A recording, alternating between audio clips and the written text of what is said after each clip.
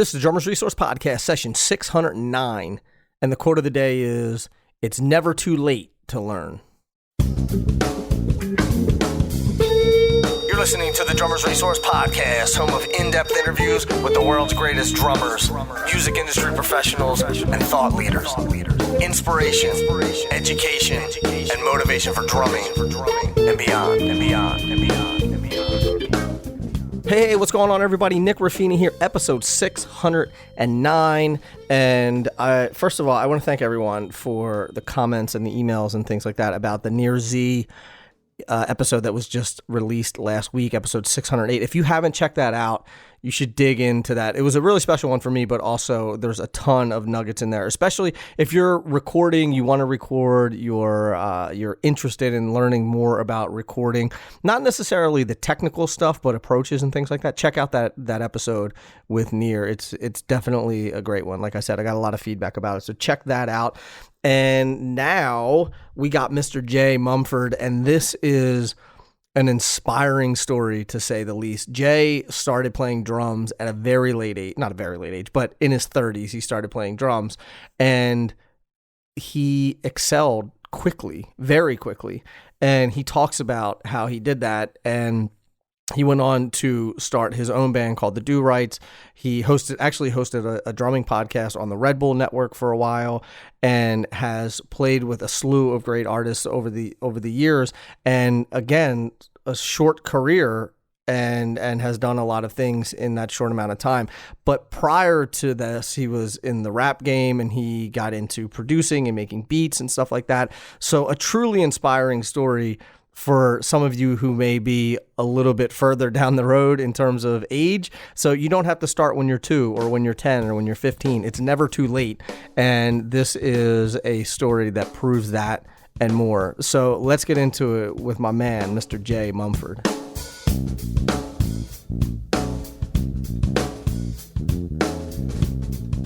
Jay, welcome to the podcast, my man. Nick, happy to be here. Thank you. Of course. We doing what I got to do, surviving. Yeah. So you're in New York, right? Yeah, I'm in Queens. You guys just I don't know why, but for some reason I always talk about the weather in the beginning of a lot of these episodes, and I have no idea why. But you guys just got like 2 feet of snow, didn't you? Oh, we got dumped on 18 inches. I shoveled out Tuesday, and then the last day or so, I just said, I'm going to let nature melt some of this stuff before I even attempt to get the car out. So today I had to shovel behind the wheels so I could move it. And I actually ordered a rock and sock drum throne last week. And me thinking, because UPS got a notification, we're going to deliver it Saturday. I'm like, I don't know UPS deliver on a Saturday. So I was like, I wasn't going to be home, and it was for signature. I was like, I'll do it. I'll just pick it up Monday because I live near the UPS. Man, we get that 18 inches, and I'm sitting here. My throne is beat. Like when I'm doing a lot of recording, and every recording you hear it squeaking. It sounds like an old Speed King on steroids. And every time I shift in the chair, it sounds like a wildebeest getting eaten alive by hyenas. Like, and I've been doing a lot of studio work at home, and I'm like, man, I want to get my new throne, but I can't get out of my driveway. Right. So today I'll be able to resume recording with a nice new quiet throne. There you go. There you go. I like it. Yeah. I want to rewind a little bit and start for before you started playing drums, because one, you started playing drums at an early age, but far before that, you were in the hip hop game as a rapper, as an MC. How did that start for you? Well, I was a producer and MC. I was primarily a producer, but I did rap too. It started as a bass player. When I was in grade school, we're talking the late 80s, mm-hmm. I was an only child, and my parents split when I was 6. So the records that were in the house, or my dad would take me to see my grandparents on the weekend, whatever records were in the basement here at the house, that was my only exposure to music. I didn't. Like when I would go to school, kids were hip hop kids were into Run DMC and stuff, and everybody else was into U2, Tears for Fears, George Michael. So I wasn't exposed to that. This is 1987. I'm 10 years old, and I'm listening to Bohannon, Kool and the Gang, funkadelic Ohio players. And this is my parents' music, but I don't know nothing. My whole musical taste is being shaped by whatever records my parents had, and they're older than me. And I used to look at the back of the album jackets and see these guys with the big fros and the crazy spacesuits, and I'd be like, that's what I want to be. So I became a bass player, and I got a bass when I was 10 years old out of the Sears catalog, and I was a bassist, and I played in the school jazz band, the school orchestra, and that was my thing. And then by the time I got into the early 90s, I realized with music being what it was in the early 90s, particularly R&B and soul, it was entirely program-based, drum machines, samplers. Like you might see a band on the road, but in the studio, everything was done with programming and drum machines. Right. And I was like, for me to try to find 8 other guys and start like how Kool and the Gang started, like, in junior high school, 8 of us got together, we all played different instruments. That wasn't going to happen where I was geographically and the time period. But then I noticed a lot of my friends were into hip hop, and I would recognize that the production was sample based, and the music and the beats was the records I played bass to. So I had an encyclopedic knowledge of the records that were the DNA for the early 90s hip hop records. I was like, I know all these records, and I'm 14, 15, and my boys are like, how do you know? I'm like, because I listen to old music. Right. So I realized I had a head start because I had bass playing chops, and I had music theory, and I had musical knowledge beyond my years for the age. And I said, if I get into hip hop and figure out how they're doing this, then I have a head start.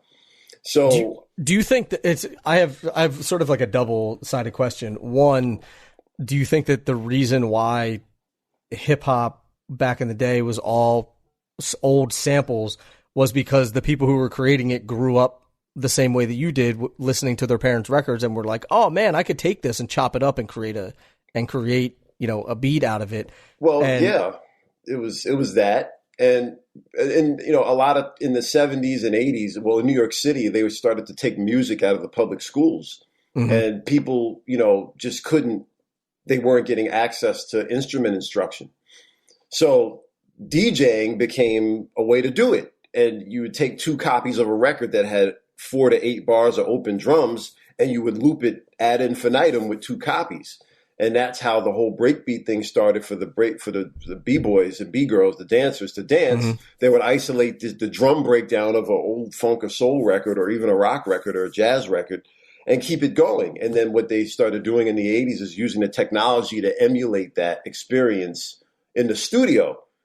And the technology and the innovation got ahead of the legal side. So when they started bringing this onto records, by the time we get in the 90s and hip hop artists are getting signed to major labels, here come the lawsuits, because now a record on Columbia is sampling, a record on Time Warner is sampling Gilbert O'Sullivan without a clearance. So then the legal side came. So that's what happened eventually. But I think it was that experience. And, and I said, this is closer to funk than actual modern R&B was in the 90s. I was interested in funk, plain and simple. Right. And the sampling was it was the funk. It was just looped up. Sampled. Yeah. Who like funk wise, who were you listening to, or who were you interested in? Kool and the Gang was my favorite band always. And Funky George Brown, the drummer, is my number one influence as far as drumming. When I got into drumming, he was my biggest inspiration to grab the sticks. And a group called Slave from Ohio, Dayton, Ohio. The bass player was a guy named Mark Adams, who passed away, and he was 16 or 17, playing with like Jaco Pastorius like dexterity, but he was just nasty. His tone. He was the reason I picked up a bass, because when I heard Mark Adams playing a bass, I was like, this is otherworldly. I mean, I was 10 years old and could even say like, oh my God, like listen to the bass sound, the recorded bass sound, and what he's doing. And when I got my bass and would try to play the records by Slave, I just was dumbfounded. I didn't know how he did it. I couldn't figure it out.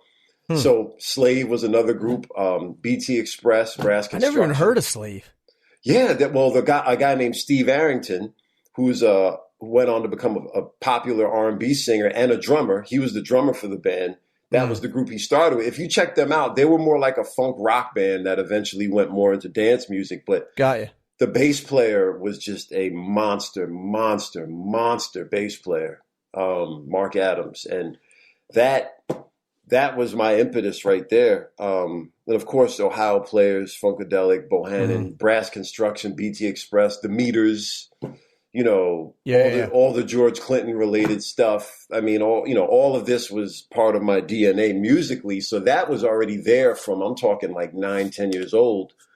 And when I eventually started playing drums, that was the first thing I reached for, was all whatever the funk stuff. Because when I got into drums, I started playing at like 34, 35. Like, in order to maintain the innocence of starting over, I went back to the music I liked as a kid because I wanted to capture the innocence. And the first album I ever heard in my life in its entirety was Are You Experienced by Jimi Hendrix. My father played it for me in the car. Like he bought it because that was when cassette tapes were out and they would reissue the old tapes from the 60s. And he played me that. And I remember Third Stone from the Sun made my hair stand up when I first heard it. And one of the first drummers I studied was Mitch Mitchell, because it came from there. And when I started learning more, realizing that his use of rudiments and six-stroke rolls and triplets and things like that, he's basically taking Elvin Jones and Buddy Rich and Gene Krupa language and squeezing it into a rock context. I mean, all those guys were like Bonham, like all Ginger Baker, they were all jazz. They were all jazz guys, you know, like Funky George from Kool and the Gang. His favorite drummer is Elvin Jones, but you can hear bits of Jack DeJohnette and you can hear bits of Elvin Jones and Max Roach. And a lot of the early funk drummers were jazz guys trying to make money, because playing drums for dance floor was how you got paid.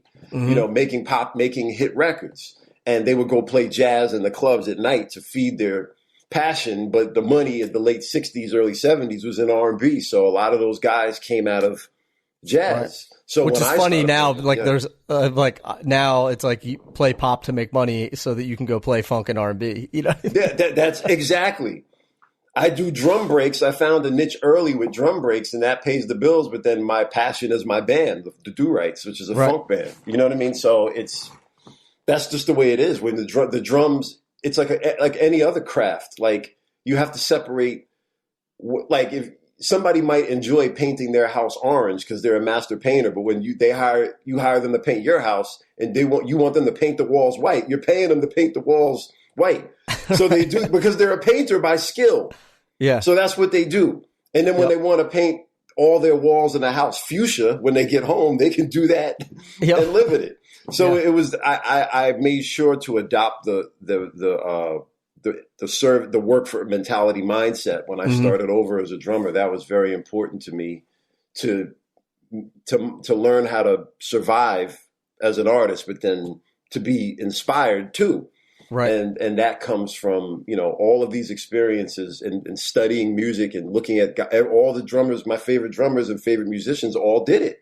Right. So it's part of survival as a musician, It's so interesting to me that, so I learned the complete opposite way that you did. So I learned, well, not the complete opposite, but I learned listening to hip hop. Wow. Like, I grew up on hip hop from forever. Like, my parents always had the radio on in the house and everything.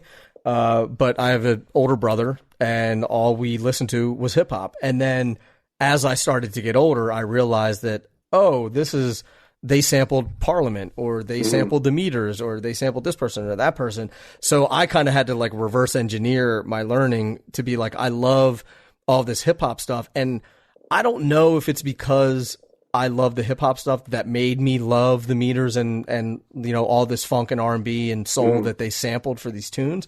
But it's just interesting. Like, last night I was watching Comedians in Cars Getting Coffee. Right. I don't know if you watched that at all. Yeah, I have. Yeah. And Jerry Seinfeld said something that I thought was really interesting. He was like, everyone has their own journey and their own process. And it doesn't matter how we're all trying to get to this island. And it doesn't matter if you swim or take a boat or take a jet or parachute. He's like, it doesn't matter. We're all trying to get there. And like, you talking about how you learned all this music and me thinking about how I learned, like, we got to the same island, which I think is super cool. We just took different modes of transportation. Right. And then we're both working drummers, but it's like I came in on the back end of a hip hop career, whereas the guy if I'm doing a show, the band before me or after me, he started playing at age 5 and I started playing at 35. Yeah. But we had different things. So what I have in knowledge and production and knowing how to get drums to sound good and knowing how to serve the music, he has in playing sextuplets at blazing speed that I just haven't had the years to acquire that kind of chops. Right. So it's like, but we both can work. We're not in competition with each other because we're both serving the music in different ways. He'll do a solo clinic on YouTube and people will hire me to get around sample clearance. Right. But we're both working drummers. Just because we had different pathways to where we are, it created different career opportunities, that's a big part of it. But our goal is to just make the best music we can make and be the best musicians we can be. Yep. How, when it started for you with production and when you started playing bass, what was that like for you? How did you wake up one day and you're like, okay, I'm a producer now. Like, what did you start doing? Well, back then that was high school. Yeah. I would just start making beats, like sampling records that I always wanted to sample because I had knowledge of that stuff. And then I would play my own bass lines on top. And I had a SP-1200, which was a sampling drum machine with about 10 seconds of memory back then. And you had to be real creative to get your samples to fit in that space. So in high school, I went from a bass player. I eventually quit the orchestra because, what was feasible. It's always like what's feasible to you is what you gravitate towards. Like we all want to be idealists, but at a point, it's like what's going to work for you musically. And at that time in my life, that was what worked. So I would intern in a lot of local studios and pick up knowledge. And then I got a job working for Slick Rick's DJ and engineering in his studio. I was the head engineer in senior year of high school, freshman year of college. And then I went away to college for music. And then at that point, I was getting deeper into production. And then I ended up having a 10-year run before I stopped, and then I had a couple of years after. But at that point, I was trying to move more into being a drummer and composer. So, but I had like a 10-year run doing that. And when it ended and I was happy to end it. Yeah. And, on to the next chapter. Yeah. I published a book about it so I don't have to ever talk about it ever again. And because one thing about me is my worst trait as an artist is I can't look back. Like I'm not nostalgic. Like I'm always just looking for the next thing. Right. And, moving forward. And, when I started picking up the drums around 2011 or 12, it was kind of like daunting because I was older. I had bills, I had responsibilities, and you got to somehow make 5 or 6 hours a day. Because I remember when I first got my drum machine or my sampler in high school, I would come home from school 3:30 and be on that thing till 9. When I was playing bass in grade school, I would come home from school at 4, do homework, watch a little afternoon TV, and then from 5 to 9, I'd be in there playing bass with the headphones on. Yep. So to have that same approach at 34, 35, and you've got bills and things to take care of, that's why a lot of adults don't learn an instrument because they just don't have the time. But I had the biggest challenge was finding a way to make the time. There's no way around those early years of just woodshedding your ass off. Like there's no way around it. And when people realize that they can't get where they want to get in the time they want to get to it, they give up. But you have to love the sound of yourself sounding like crap. You have to sit there and play like crap for hours and days. Like, I suck, but you know what? This is fun. I'm gonna get up and do it again tomorrow. Yep. And then after 2 years of that, you no longer suck. And I was going to say, I think that there is a, and I say it a lot, that there's a period of time, a year, 2 years, there has to be some period of time where you're playing 4, 5, 6, 7 hours a day. If you really want to master this instrument, you need that for at least 2. But for most people, it happens when they're younger or when they're in college because they have a ton of time. Yeah, right. And less like bills, you said, no responsibilities. No responsibilities. Really. Yeah, I mean, I had responsibilities, but I used my responsibilities to my advantage, and I had to sacrifice a lot. Right. So how did you find that? Because we hear it all the time. People are, even now who've been playing for years are like, I don't have any time to practice. So what happened was, at the time, this was I got my first kit when my book came out, like October of 2011. And for 6 months, I just was so bitter about my hip hop career that I just wanted to find love for music again. Mm-hmm. So I would sit down and just play to my favorite James Brown records. and just play along, just to try to enjoy it. And after about 6 months, I said, man, I'm spending so much time doing this. I need to do this for real. Like, it's more than playing along the records. Like, this is a whole journey. And I'm like, but I'm thinking, like, I just turned 35, but my grandmother, I was living with I was an at-home caregiver for my grandmother who was in her late 80s, and she had dementia. And it was getting worse. And I had to be here, even with a home health aide. I had to be here all day. And when she would go to bed at about 5 or 6 p.m., then I would go out and make my money. So I odd job for years. I would do like wedding DJs. Like, I would go help them carry the gear and set up the stuff, because I used to be a DJ too, so I knew equipment. Right. And I would work at nights. I would DJ at night. I was still DJing, so I would do that. I would, write columns for things, and I was just odd jobbing my ass off so that from 11 a.m. to 5 p.m. every day was no bullshit. Like, just practice, practice, practice. And that went on for a couple of years. Wow. And that's how I found the time. Like, I was fortunate that I was here and I had a responsibility, but to make money, I had to find unorthodox ways and unorthodox hours to make my money in so I could survive. And I sold 80% of my record collection. I had a giant record collection, sold most of it, because to go from a hip hop studio to record drums and get drums cost money. Yeah. And I was into like the 60s, 70s breakbeat soul thing. So in the beginning, I'm looking up vintage drums, and here's a Camco set for X amount of money, or here's or I want to get this microphone. So I got the cheapest equipment I could find to do the job. But even just getting hardware, getting cymbals, getting sticks, getting different heads to try out on the drums. I would have 2 or 3 kits, one for an 80s dead sound with no heads on it, another jazz one in smaller sizes with reso heads. You want to have options to record. Then I had to set the room up. So this was also costing me a lot of money. Right. So I sold most of my hip hop equipment, and I sold 80% of my record collection. Anything I had bought to sample over the last 20 years, I sold it. And I had a few $1,000s. And with that, I reinvested the money in setting up my studio to record drums. And whatever was left over, I invested in lessons, because I was primarily self-taught. And then one day I'm playing and I'm looking at old videos of Simon Phillips in the 70s, 80s. They got the cymbals way up 50 feet in the sky. And I'm trying to do that. And then all of a sudden, I can't even grip a container of almond milk because I got tendonitis in my hand.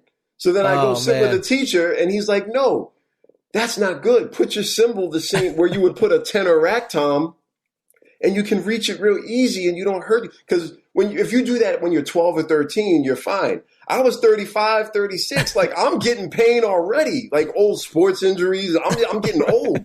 And I'm like, if I'm having pain, I can't play. Yeah. So I had to take lessons just for ergonomics. Technique, I used to grip the right stick too tight when I was trying to play ride beats. Relax your hands. You know what I mean?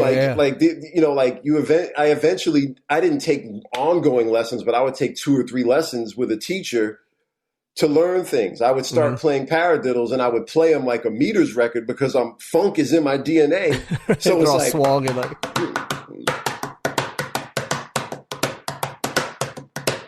And the teacher was like, "No, straight."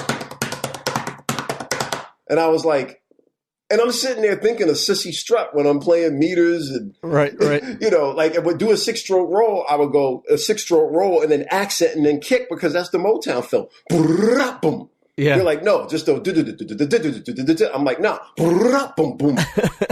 And he's like, you're doing a 6-stroke, but you're voicing it in a specific way. And like, so everything I did from the rudimental, from the drum theory standpoint, was coming out like a funk record or a hip hop break. Right. So I had to learn how to do that. So all these things are part of the experience. They cost money and they take time. Mm-hmm. So there was a lot of sacrifice, There's a couple of things that stick out to me, and you had mentioned before about when you started making beats, and I'm hearing the same thing now with when you started playing drums, is that you have this ability to kind of reduce it down to something simple and just start with what you have and build from there. And I think a lot of times we think that we have to have it all figured out. We got to have the best gear. We got to know all the answers. We got to do this. We got to do that. And you're sort of like, not sort of, you are just like, I got this thing right here, right? I have 3 boxes that are sitting here and like they sound like something. So I'll play drums on those things until I get a tom or whatever it is, right? And all the people I look up to started that way. Maurice White from Earth, Wind and Fire was a great drummer, obviously, with Ramsey Lewis and stuff. And he used to, take tree branches and make drumsticks before he got sticks. So I used a chair for a snare drum, Yeah. Look, I was getting major label artists around sample clearances with drum replays before I ever played live. Like, that's crazy. Backwards. Most kids start in their garage or they start in church, and then they do that for years. They get on the stage, and 12 years into their career, they finally sit down in the studio to cut their first record. Yeah. I was creating drums for producers to get around sample clearances, and I had never played live. I want to explain that to people who aren't hip to what you're talking about in terms of sample clearances and sound recreations to get around the royalties. Can you explain that a little bit? Okay, so with sampling, obviously there's 2 sides to a sample. There's the master and there's the publishing, and that's why sampling is so expensive. So sampling is if you're literally taking a piece of someone's song and putting it into yours. Existing music and putting it in yours. So let's just say you take, let's just, for all intents and purposes, you take, I don't know, like the meters, the same old thing. The same old. Now let's just say you just take 1 bar of those drums and loop it. Like that was a common practice in hip hop production early on, and it's a pastiche. Okay, now I'm going to take a bass line from this Otis Redding record, and I'm going to take a horn from this, Ornette Coleman record, and I'm going to put so this wall of sound way of producing, sampling other people's music got prohibitively expensive because of the legal fees. And when people didn't clear and get permission, they would get sued, and it would mess up your money. So what happened was, drums are a very difficult instrument to get an authentic sound out of. The playing was never the problem. It was the sound. And hip hop would always look down on live instrumentation, not because of the playing, but because the sound was crap. And the sound of those 70s and 60s records was what appealed to people more so than even the playing. They would isolate the kick and snare and hi-hat and program their own drums using the individual sounds from those records, because the sound of the records was warmer. We're talking calf heads. We're talking drummers who don't hit very hard. We're talking about reel-to-reel tape. We're talking about, it's on vinyl, so it changes the sound, and you get these very warm, dirty drum sounds. Yep. And people just in modern times with modern equipment, didn't have the know-how to get that sound. So with me coming from a production background, my first experience as a drummer was recreating the break beats I love so much, because that was my entry into drumming. Oh, I always liked that drum beat. I'm going to learn that today. And then what I would do was I would record it with my little janky setup. And when I would listen back, it would sound authentic. Like it would sound like a record that was pulled from 1971. Right. And I was like, I didn't know how I was doing it, but it didn't sound like, like you're in Guitar Center and you got these Sabian B8s that are piercing your ears. And these clear-headed toms. And it sounded like a real record quality-wise. Right. So when I started doing that for my own stuff and talking to my peers about it, they were like, hey, I have this drum beat on this rock record. It costs X amount to clear it. We can't afford it. I'll pay you as a session player and give you a piece of the publishing if you can get me close to that. Right. So this, just to dig in a little bit deeper. I know that you do this. My buddy Dylan Wissing does this a lot too. This sound recreation stuff where, someone will go to you and be like, I love this James Brown beat. I don't have enough money to actually sample this beat. So can you try to get this sound, right? So then you go to work and you try to figure out what snare they use, what kind of sticks they use, what kind of cymbals they use, get muffling, all that kind of stuff to recreate that sound, because then legally you can use that without having to get clearance for a sample.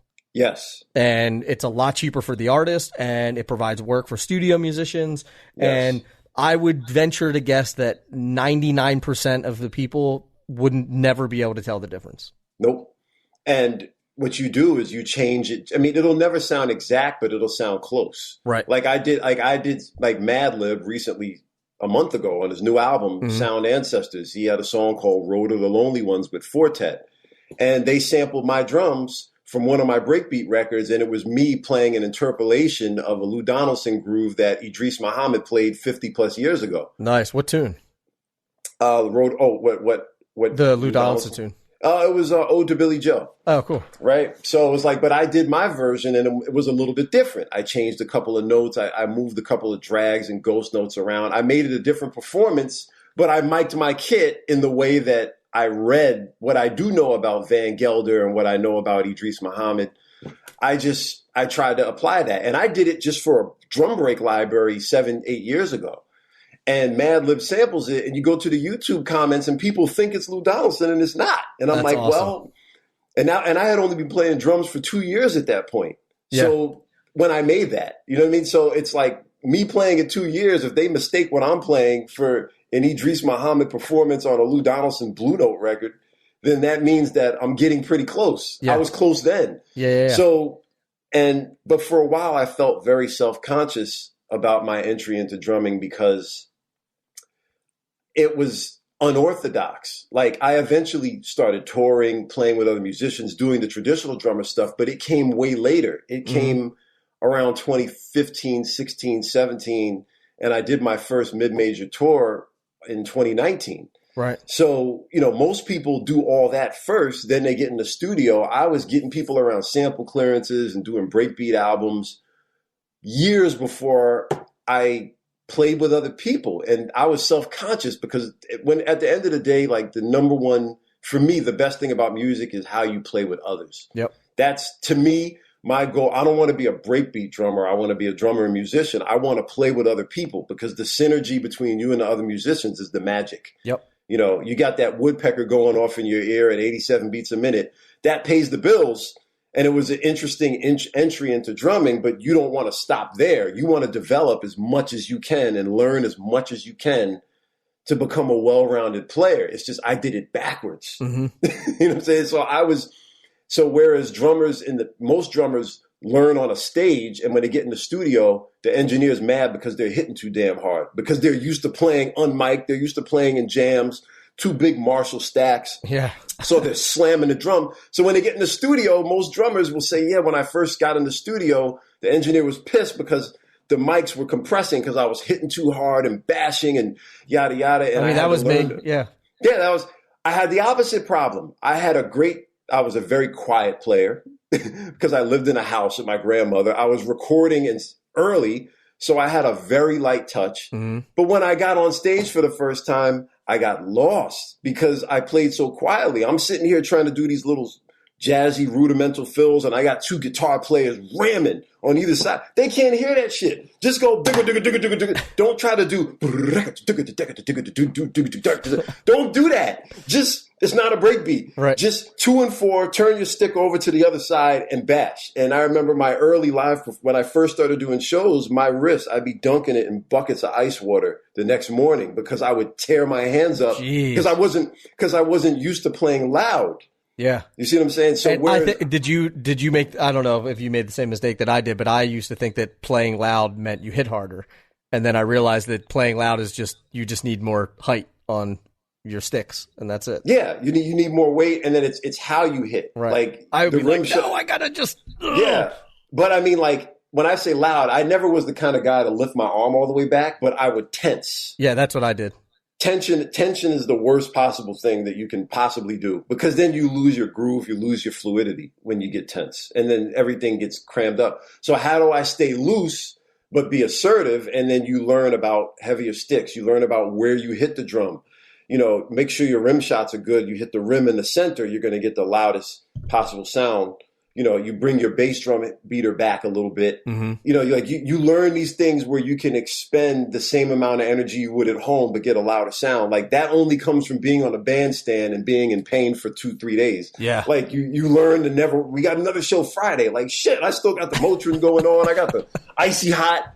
It's like this, and I told myself, if I ever get on a tour and have to do this every night, I ain't going to make it. Like I got to figure out a way to. And when I eventually got on a tour, we were playing every night in another city, and I'm already tired from being in the van and flying. Like I found ways to sustain on the road so that I could be in peak shape every night. But that comes from experience. And you only learn these things on the job. You can't read these things in a book. You can get YouTube experiences and testimonials, but you have to get out there and learn. So I think, whereas a lot of guys learned about breakbeats, libraries, extra revenue sources, like now in the pandemic, a lot of guys are doing that because you're stuck at home. So they're doing more studio work than usual because there's no gigs. Right. But I started that way and I know how to do that. So I'm good. But being off the road, I never made a lot of money on the road, but that was where I got my growth into being a complete drummer. So, so being on the road, I learned that later. Like I would say in the last 5 years was most of my road experience. And that made me better as a studio player because I learned the full range of dynamics. I learned how to control things better. I learned how to fix my posture, set my drums up the right way to not get hurt. Like when you're doing this every night and you're sharing a back line with another drummer, or you're setting your drums up every night, like these are things you can't learn at home because when you're at home, your drum set's comfortable. It's set up just like you want it. Exactly. Everything is perfect. Controlled environment. Controlled environment. When you're playing under pressure, you're playing with a cymbal that you can't adjust the height. And, you learn early on the throne's the most important part. Always keep your throne with you because if you sit on one of them cheapies, your hips are going to be gone. Yeah, or when you're sitting there and you're the whole time you're wobbling around because you're wobbling around and, worst. the floor tom legs, like somebody cranked them so tight that you can't undo it and drop the height. So your floor tom is higher than your snare. Yeah. And bass drum sliding forward. Bass drum sliding and you're looking for a brick to put in the front. And then the singer has to reach over with their back foot and kick it back. Dude, we played a gig where we were using rented gear and the kick drum was sliding forward, so our tour manager literally sat in front of the bass drum the whole set. That's a true story. I got pictures of it too. It's amazing. It's true. You see old photos of Elvin Jones with a hammer and nails nailing his Gretsch kit to the floor. It's like you see Elvin on YouTube, and I think with Jimmy Garrison with his trio and Joe Farrell, and he's doing a solo. He's got this Slingerland kit, and it keeps sliding, and Joe Farrell keeps moving it, and you can see Elvin is pissed, and the kit is sliding. There's no rug; it's just on a tile floor. Yep. And but these are things that you can't learn in a controlled environment. You have to be uncomfortable. You have to get out there every night playing for 1,000, 1,500 people, then playing for 5. Yep. Like your show on Friday and Saturday could have over 1,000 people. Your show on Monday night might have 7 people. You have to adjust. So I was like fiending to get that experience. And, luckily I was, and that made me less self-conscious about the way I started. Right. Because I was like, I got the experience. I just got it late. Well, I mean, I think that I also think that you got a lot of the other experience that people end up getting later. You got that at an early age. So you were early. It was just flip-flop. Yeah. You were listening to records. You were playing along with records. You were, you started with another instrument, all of those other things. I think the knowledge and understanding, I mean, I take a guy that plays for 5 years but understands musicality over someone who's been playing for 20 who has no musical taste at all. Yeah, exactly. And I did my first audition like 4.5 years into playing, and I got it. And, it was one of those things where me being old enough and mature enough to understand what people want from what a lot of musicians want from a drummer. If I was 18, I'd try to show my ass because I'd have all these chops. Yep. You're young and full of piss and vinegar. Yep. At the time, I was 39, and I had my own drummer interview series with Red Bull Music called Give the Drummer Some. And the day of my first audition, I interviewed Steve Ferrone, who's a groove master. Yeah.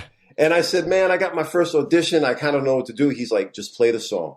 Yeah. Don't get fancy. Don't get cute. Don't start reaching for these fills. Just play the song. Yep. And when I went in, I did just that. I learned the set. I played the song. I got the gig. And then the band leader was like, you could do more fills if you want. I was like, cool.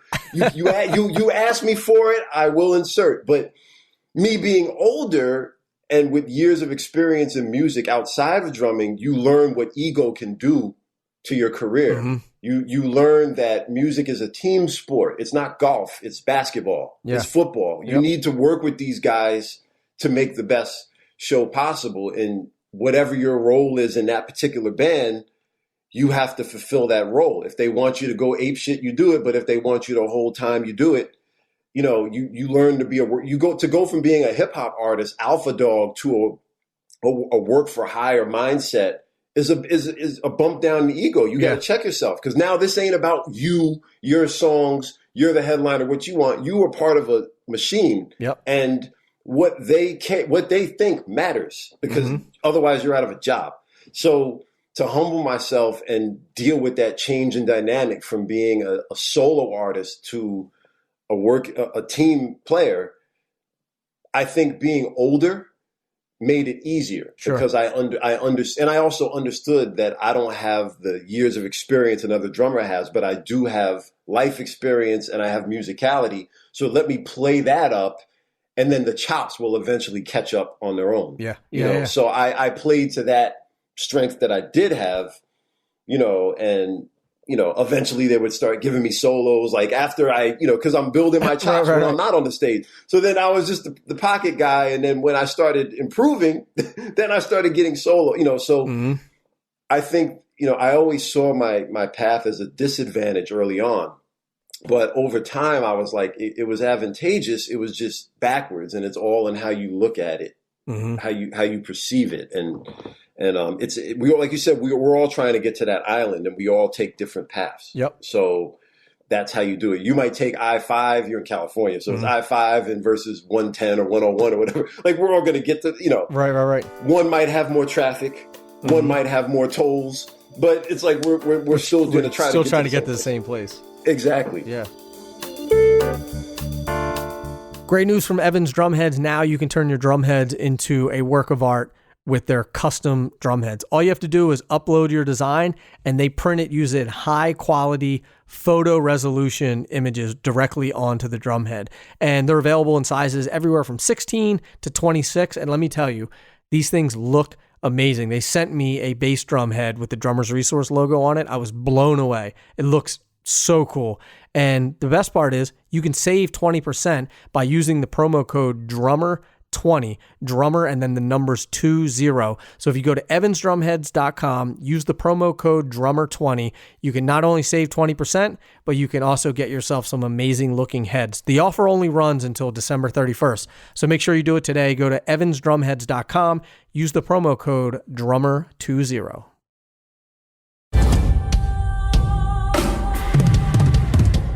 The Saturn Series drums have been a cornerstone Mapex series for more than 25 years. Now, the Saturn Evolution series combines the best of all things Saturn in one series, including the Halo mounting system, which unlocks the freedom of full resonance, the sustain adjustment knob that gives you full control of resonance, decay, and tone, birch walnut hybrid shells that perfectly combine the sonic characteristics of walnut with the articulate punch of birch, delivering a dark, punchy, dry sound, and the iconic maple walnut hybrid shells, which has been at the core of the series for many years, providing a fuller, rounder tone with bright, versatile, open sound. For more information about the Saturn Evolution series, visit mapexdrums.com.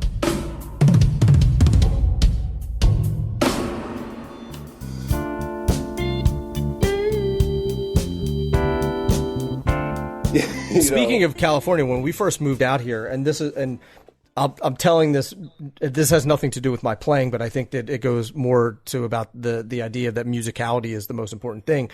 So when I literally had just moved to the West Coast, and Buddy called me and was like, hey, a friend of mine needs a drummer. It's like this singer-songwriter chick. They're playing at a bar, whatever. Like, do you want to do it? I was like, yeah, whatever. I'll go. So I bring my drum, like it's simple, like kick, snare, hi-hat, I think maybe a floor tom. First of all, don't have a clutch. So like rookie mistake. I didn't have a clutch for my hi-hat. Gotta have a clutch. All my stuff was half in storage. We literally had just moved.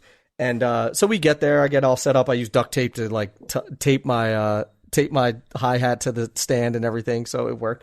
But at the end of the show, the bass player looked at me and goes, man, you must have got a lot of work in New York. And I was like, why, what do you mean? And he was like, you sound really great. He was like, man, it was really, really easy to play with you. And I am not exaggerating when I say this. I did nothing on that, like nothing fancy. I mean, zero, right? Yeah. And and this has nothing to do with my playing. It has to do with the fact that, like, a lot of times less is more. If you make it easy for people on the gig, yes, they want to play with you. If you're not stepping on their toes, if you're not showing off. And honestly, a lot of it was because I was like, I didn't know all the tunes. So I was like actively listening. I was like, I don't know what the dynamic is here. Let me be courteous. And it just goes to show that, like, you don't got to go up on stage and start doing cartwheels to get hired. In fact, you would probably not get hired again. Yeah, you should, and when I'm like, what you just said is the utmost, like especially the bass player, when I get on a gig and a bass player, like I've been in a band where we've had 3 or 4 bass players, and every time a new one comes in, they look at me when they're playing, they give me the smile afterwards. They're like, yeah, man, you're easy to play with. That's the greatest compliment I can get from the throne. Like, yo, I love playing with you. Mm-hmm. Like, I don't really care about, you got chops, you're blazing fast. You're like, yo, I love playing with you. And when I'm playing with those people, I'm listening, but then when I am thinking, all I'm thinking about is the spacing between the notes. Yeah. Like how can I make this thing feel as good as I possibly can? Like, I'm thinking about how much attention, how much respect Steve Jordan gives a quarter note. When I'm playing, I'm just like, and if I start doing 16th note things here and there, like, I'm just like really like dialed in on space. I'm not thinking 3 bars ahead about some fill I'm going to pull off. I'm just locked into the space, and I'm listening to where the rhythm guitarist and the bass player are locking at. And I try to just anchor. Yep. And if I see them smiling, that's the greatest feeling in the world for me. Mm-hmm. Because like I said, I started later, and I come from a background of groove, sample clearances, beats, feel like, so I come from that background. So I always do my pad work every day. I work on my hands. I'm super into that stuff, but that's for my own development. Like, when I get out on a gig, I'm not trying to do paradiddles super fast. Right. You know what I mean? Like, it's more, my experience wasn't like the whole chops thing. My experience was like, make people happy, groove. Like, most of the records that people sample for drums are technically imperfect. So if you're like a hardcore drum core, like super technical kind of a drummer, the breakbeats people love, they're not going to impress you. Mm-hmm. Because people are like, oh, it sounds sloppy. I'm like, it's not sloppy. It sounds sloppy. Yeah, it's loose. It's a feel. Like, you can eventually get fast but if you can't teach feel, like, you gotta be steeped in the music to get the feel.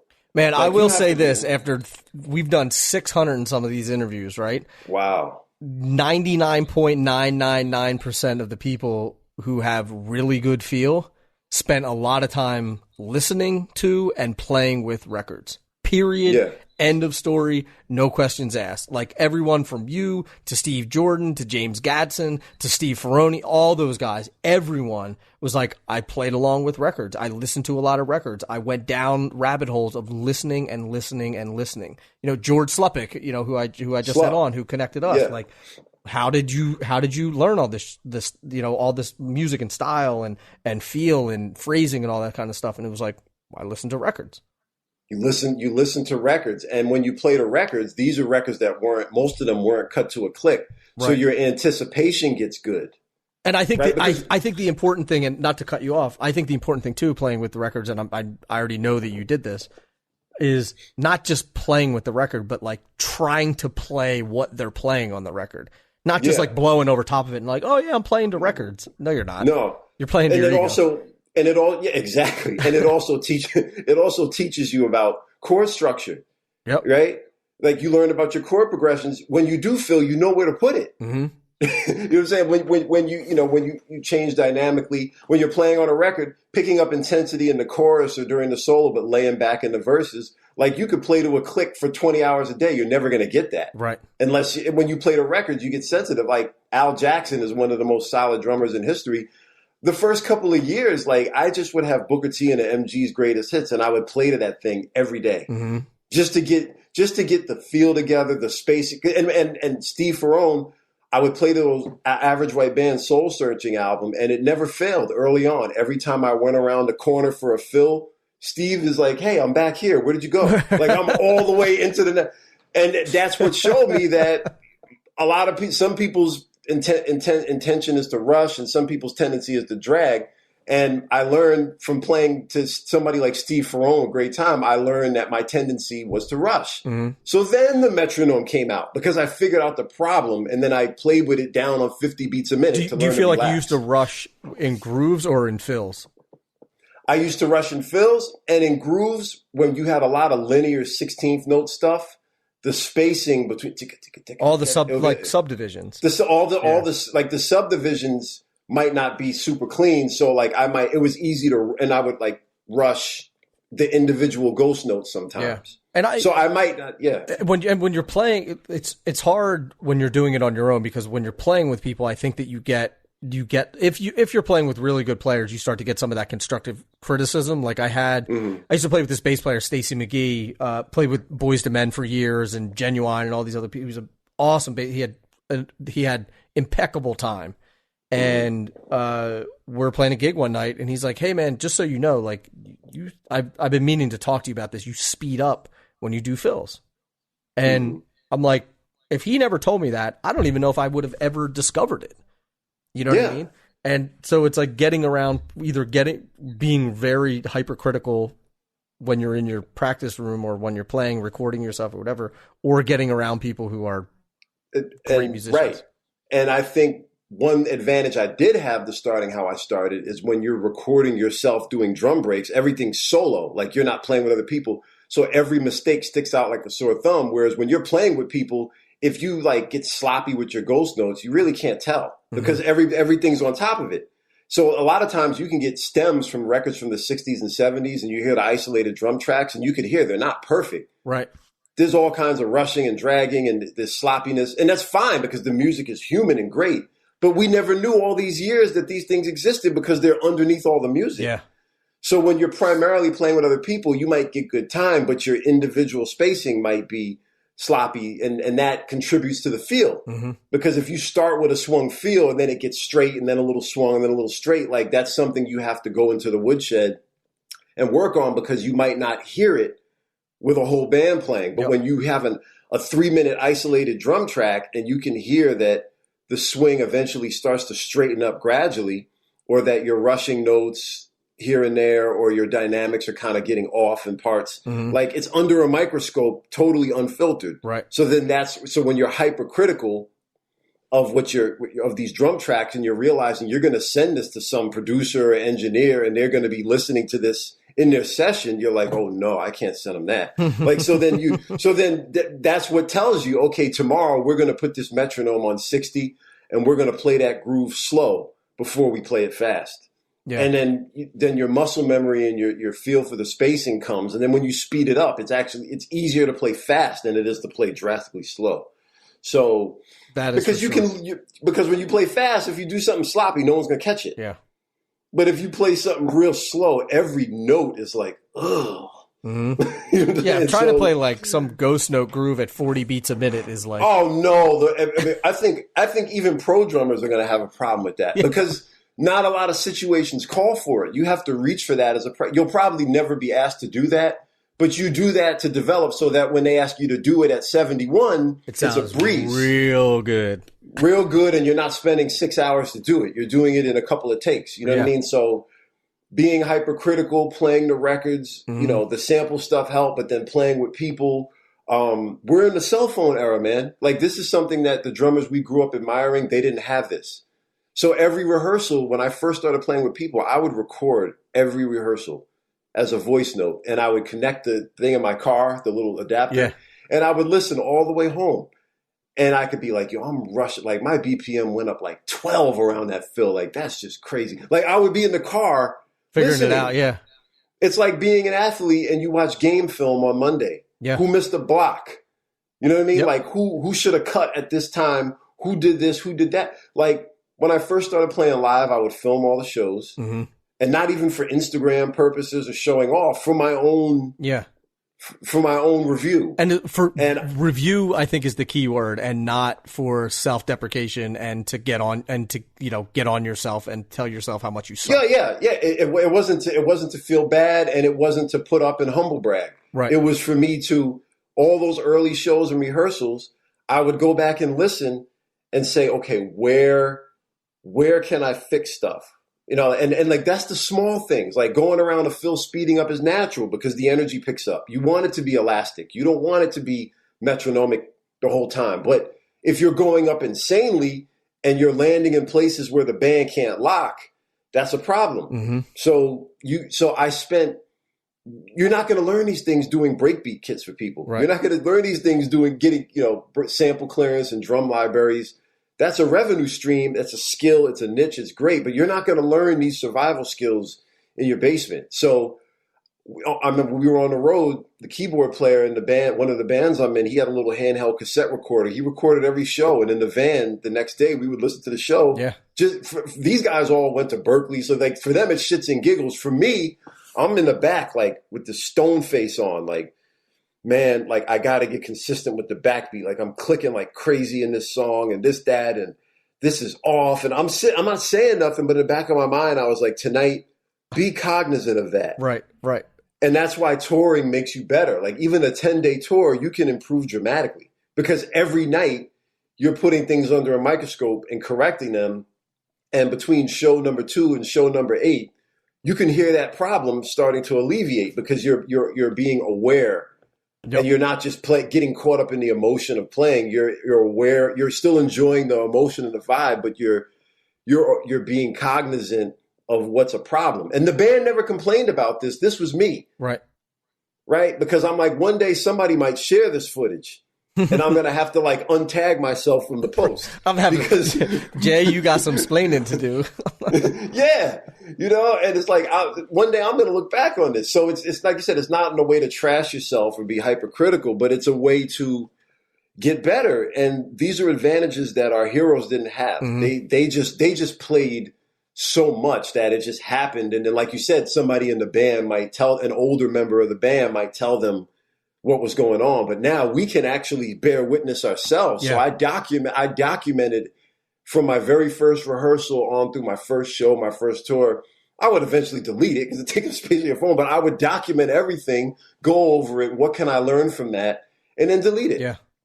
And I documented my whole thing because we're in the phone era. You got to take advantage. Like if you can post your stuff on Instagram all day, you can use it constructively and document what you're doing, the ugly parts, and try to work on those. I think it's an very underutilized and underrated thing to record yourself. I mean, I talked to Benny Greb about this a couple of weeks ago, and he's a big advocate of recording everything, and I am too. Mm. And I think if you really want an eye opener, put a song on that you think you play really well, have it in your ears, and just record yourself playing the drums and see what you sound like without the music. You know what I mean? Because it's just your drum playing, and I think it'll be an eye opener. But the other side of it too, and this is from Benny Greb. This isn't from me, but he's like, if you record yourself practicing and you constantly see yourself getting better by watching the footage from last week, last month, last year, then the need for motivation to practice goes out the window because you'll be so excited to see the progress that you're making. You cannot wait to get back in there and make more progress. It's what he said is so key.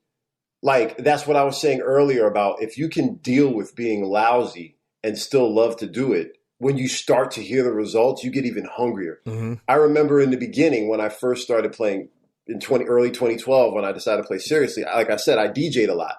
What I used to do was go to Monday nights. There was a DJ event called Mobile Mondays where DJs would play old funk and soul 45s, my kind of music. And I used to DJ there all the time.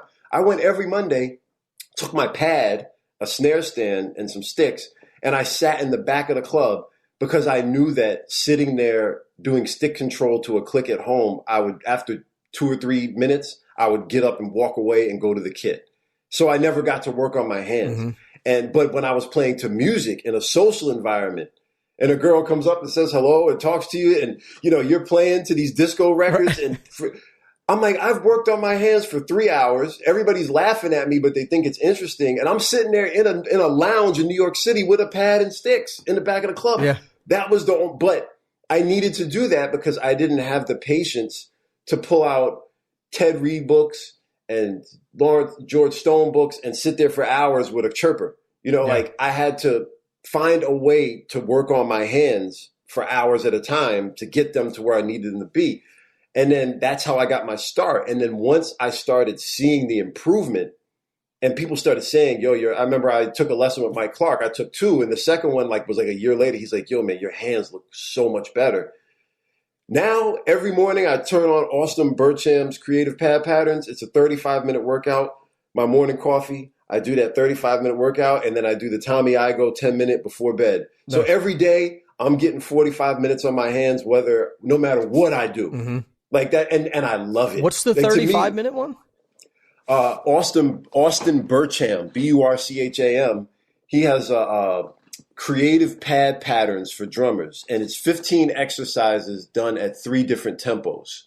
And it's just a combination of singles, doubles, flams, flam taps. There's alternate, dynamics like right, left, right, left. Like there's 15 exercises at 3 tempos. And you're forced to really, really work and really think. And I started that on April Fool's Day last year. I'm like, we're in this pandemic. This COVID thing's here to stay. I ain't got nowhere to go. So on April 1st last year, I discovered the video. I've done it every day since then. I missed 3 days because of migraine headaches between April 1st last year. Every morning, coffee, turn on the local news or Sports Center or something.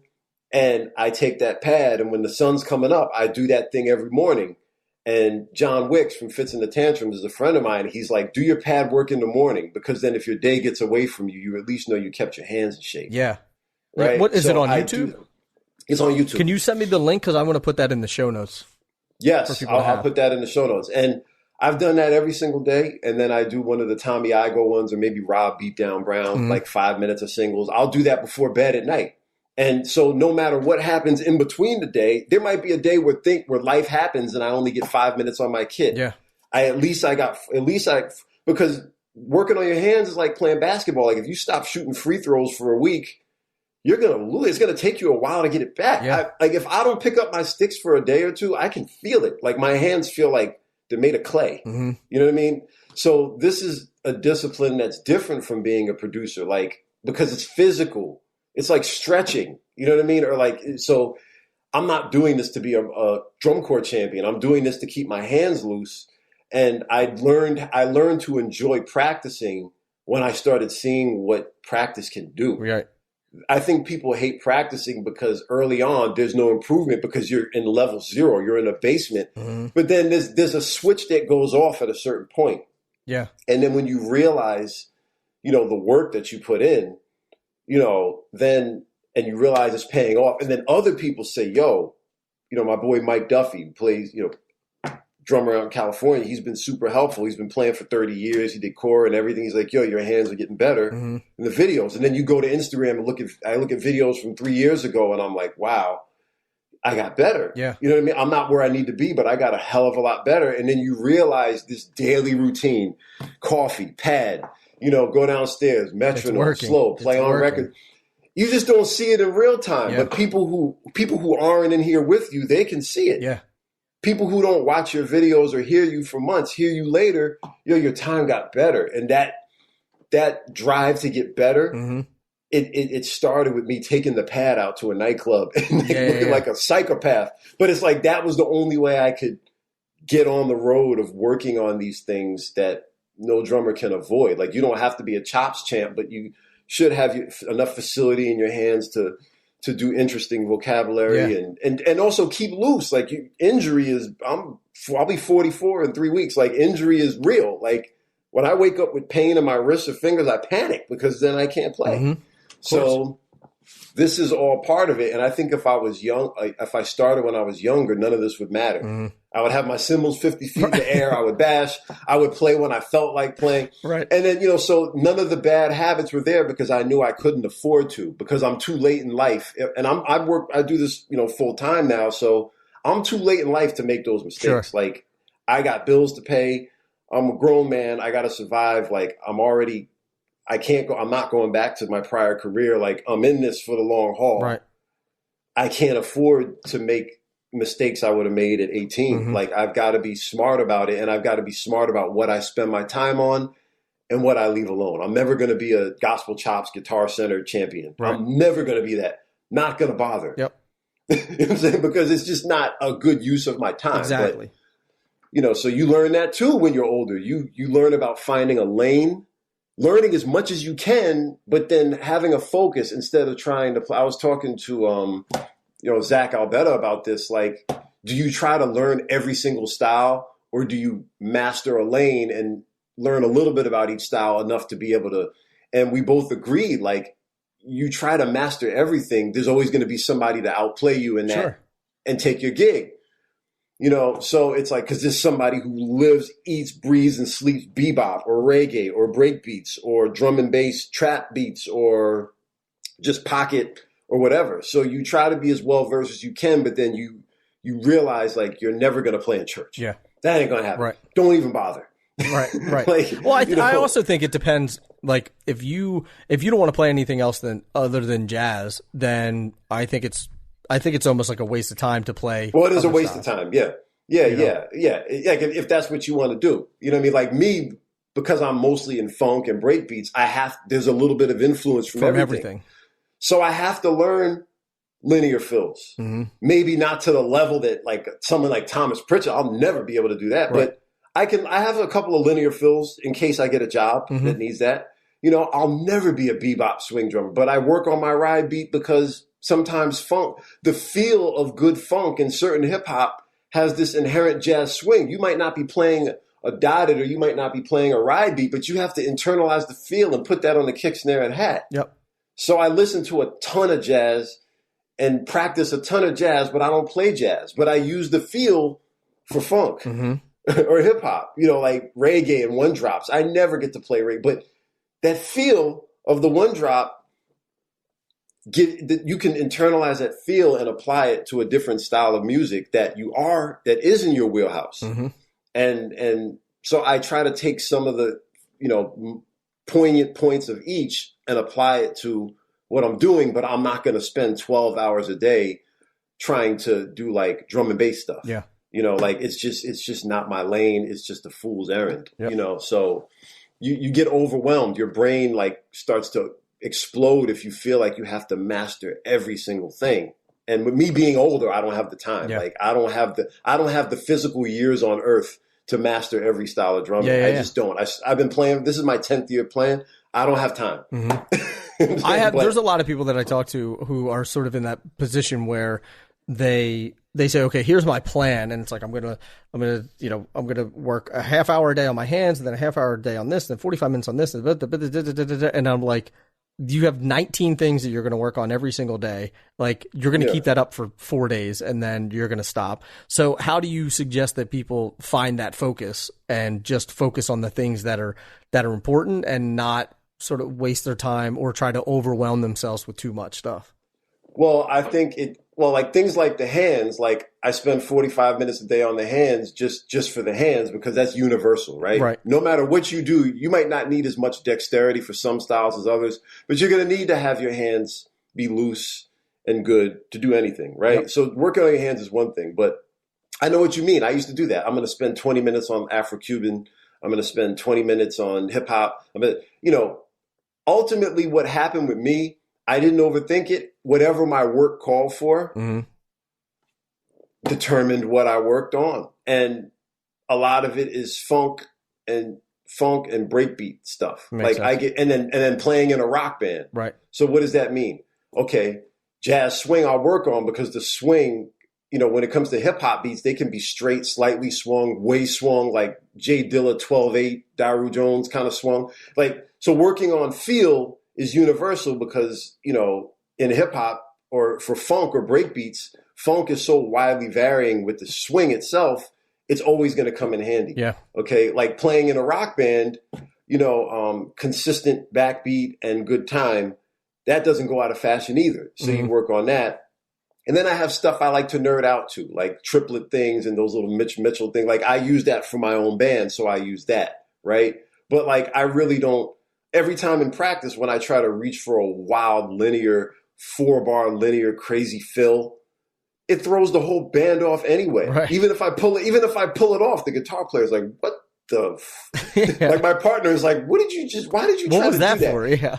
Right. And I didn't mess it up. Like I did it on beat, but it threw them off. And I'm like, I started realizing like, yeah, I felt great when I spent 6 hours on this crazy ass gospel fill. But then To throw it in here for no reason. to throw it in here for no reason. So it's like, you know, the building blocks for that fill are important. Linear playing, spacing, time, using, you know, vocabulary where you put what voices of the drum you hit. The building blocks are important, but it's not going to be used in a practical setting. Right. So that I'll work on that fill to work on my facility, but I'm not going to go down a rabbit hole of fills like that. Yeah. I'll just work on four-way linear stuff, you know, and then I'll just develop, like, for instance, like I watch a lot of videos and like guys who have a lot of chops will post videos of them playing these crazy linear patterns, you know, at like fast tempos. And I'm listening to that. And I'm like, nothing in my wheelhouse that's even remotely close is going to sound anything like that. Mm-hmm. But what I will do is when they're showing you how to work it up to speed and they're playing it at half speed, I'm like, he's playing it at half speed with the intention to play it faster. But if you listen at half speed, you don't do the floor tom, you make that a ghost note. You take 3 of these notes out. Now I have a groove that works. Yeah. Because I took the vocabulary and the language of that, stripped away what I didn't need, slowed it down, changed the voicing, and put a swing on it when they played it straight. Now it's a whole nother beat that was inspired. Like it was like, I think it was like Juan Carlos Mendoza, like did like a crazy thing. And I was like, that's crazy, but I'll never use it. So I took it when he played it slow, woodshed that, then took notes away, swung it. You know, he hit a floor tom. Okay, I'll put that here. Instead of doing it all in the hat, I'll bring the left down, do a couple ghost notes, open the foot in this part. Now you got a funk beat. Right. But it was inspired by like a fusion lick, right? So it's like, I'll work on that stuff, but then it's always with the end result to apply it to what is within my working. Because now so now I'm getting calls to do a lot of, I've been fortunate to have work during the pandemic, so I'm always working. But when I do practice, I think back to what I struggled with during the session. Okay. I had to record this drum pass for this guy. It took me 7 takes. I should have done it in 1. Why couldn't I do it in 1? That's what I work on. The reason why I couldn't do it in 1, a lot of times it was the first beat. Like I would come in and I would blow the first beat and then I would get on. Like, what is it about the initial downbeat where I'm dragging or rushing? Boom, like I'll boom, like it's not even. And I kept having to do it over and over, or I felt the need to edit it. Why is that a problem? So whatever caused the session to be 1 hour instead of 10 minutes, Right. I'll spend a whole day on that. So the next time I do that, I can be more efficient in the session, turn it around fast. You're fast, you're efficient, you're professional. It leads to more work because you turn around quicker and now you have room to do more work. Yep. You know, like, so how can I be more efficient with the work I'm getting? Where am I screwing up? Let's work on that. I have no jobs today. Let me spend a whole day working on what's giving me trouble and what I am using. Right. Yeah. So that like your practice time, my practice time is valuable because life gets in the way. So I'm not going to be here trying to do like practice, like my stick twirling and, you know, like doing acrobatic things and playing upside down. Playing upside down and like putting my foot up on this and that and like trying to do things for Instagram views. Like I'm trying to work. I'm trying to make some music. Right. Like, that stuff is cool. I love it. I respect it. Those guys are amazing. But for me, it's not going to serve me. It's not going to do anything for me. So I just try to be practical in what am I being hired for and how can I be the best at that I can be and how can I get more fluent in other things to survive if I get a call to play that style of music. Right. That makes sense, man. Yeah. That makes sense. So where you had mentioned Instagram, where's the best place for people to follow you, to keep an eye on what you got going on, projects, all that kind of stuff, the band? Yeah, my band is the Do Right. So my Instagram is for me and the band. It's just JZone.IG, JZONEDONTIG. Twitter's the same, but it's JZone Don't Tweet. So you see a theme here. Facebook is JZone101 with no dashes or nothing, just 101. And then, my website is govillaingo.com. But if you put JZone in the search, like my Bandcamp and my website come up first, and my Bandcamps, the Do Rights and JZone Bandcamps are where all the music is. And, the website has playing credits and things I have going on. I mean, I have another breakbeat series coming out in March, and then I have my band, the Do Rights. We just released our 5th album. We're working on an EP, and nice.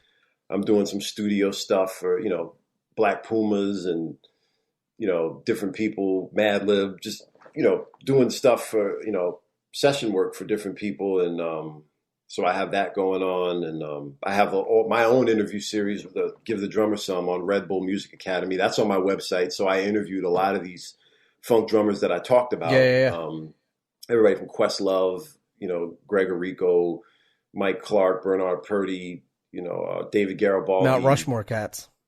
The guys who inspire me to do what I do. Yeah. And so there's that. And, I'm always going to be a fan first and a student first. And I just want to continue to just get better and learn everything I can. And, I appreciate being on, I love talking drums, and I appreciate being on, a thing like this, a show like, platform like this. So thanks for having me on. Of course, man. You and I are cut from the same cloth in terms of approach and music styles and things like that. So even when you and I talked, before last week on the phone, I'm like, you and I are this, like, we get it, we understand it. We speak the same language. So that's cool. So it was one, it was amazing to have you on. Two, George Slepik, if you're listening, thank you, brother, for connecting us. We love you. The Shuffle King. Yeah. Yes. Greasy Band. He's a monster, man. He's a monster and an amazing human being, too. So amazing person, too. So, Slup, thank you for that. Jay, thank you for being on the podcast, man. I appreciate you, and I appreciate what you do in the music world and continuing to push good music. What's the saying? There's two kinds of music: good music and bad music. Good and bad music. And you keep pushing the good music. So serve the music. It's all about the music, man.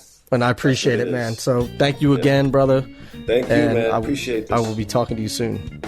All right, man. Take it easy, man. Peace.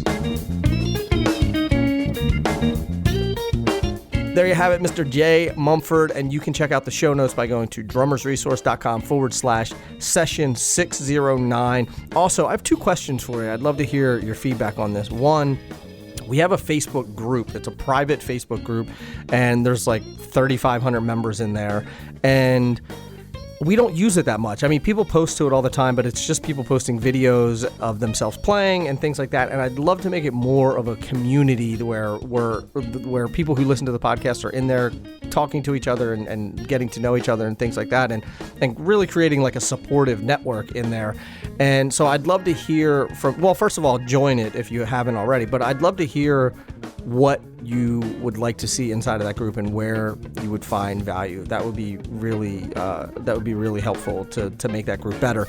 And then the second thing is we have the mailing list, where there's a lot of people on this mailing list. There's thousands and thousands of people, and I'm interested to know what you would like to see in the mailing list as well. So if you're not on it, you can sign up at drummersresource.com, and if you are on it, what else would you like to see besides the wrap-up email that we send out every Friday? So those are 2 questions that I have for you.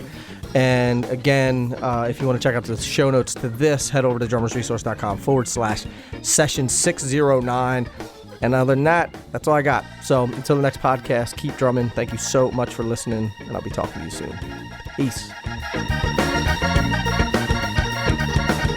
Drummers Resource is produced by Revoice Media.